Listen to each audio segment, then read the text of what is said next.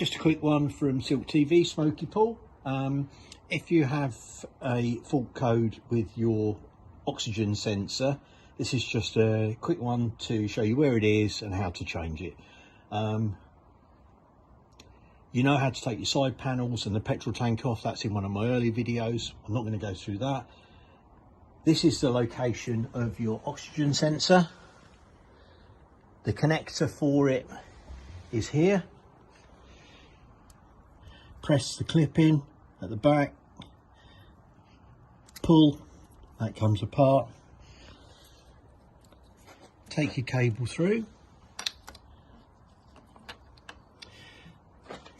There is a proper spanner for removing these, like a socket, but to use it you'd have to drop the radiator and everything out of the way, and it's a socket with like a slot in it for the cable. What I use is a Barco good quality adjustable, to be honest with you, to get lots of tension on it. Get it in there, support yourself on the grab rail, and a strong push and it will come undone. Unscrew, make sure you're turning the cable as well, because that will twist.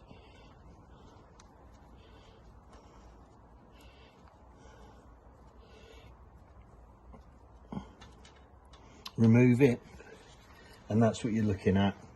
It should be quite clean. You should be able to see the white ceramic probe on the inside. If not, a good quality carburetor cleaner, something like that, something that instantly dries. Give it a nice clean and a wipe off. When you're replacing it, I recommend you put a little bit of copper slip on, anti-seize compound, so that if you're going to take it off in the future, it's not welded itself or rusted itself in. Only a little smear, just onto the thread. Make sure it's on the thread only. Pop him back in. Careful when you're doing so that he goes straight in.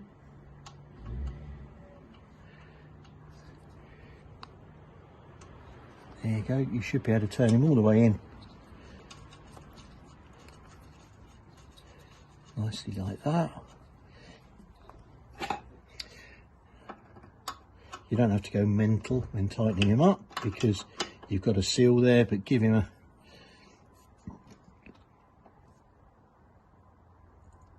a good turn. There we go. Reroute the cable correctly, which is up, through. We'll take him around the inside of that one. Up and through onto this side. He then goes into there, click, and you'll see at the front here there's a little cable hook. He sits under there, push him back up. There you go. That's how to change it. What I'll quickly do in a second is show you if you've got a fault code. We clear the fault code. Okay, we've got the bike rebuilt, happy with everything. All we're going to do now is just check the codes.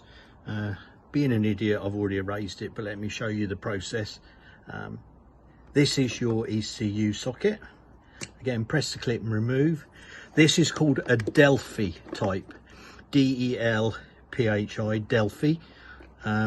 And you will get a connector like that. I've got one of the ECU readers that you get a selection of different plugs for different bikes, but this is a Delphi socket for this bike. Plug him in, your code reader will come to life. You need to switch your ignition on with the kill switch. As you guys know, this is your ECU, your engine management warning light. This one's quite clever and will give me real-time graphs and things and data, but we'd be looking at OBD. This will then link to the vehicle, and at the moment it's saying that we haven't got any error codes, but we could read the codes. No codes are stored. At the time it did have a code. We can go down, erase the code, switch the engine off. So theoretically that's what we would have done with the code in.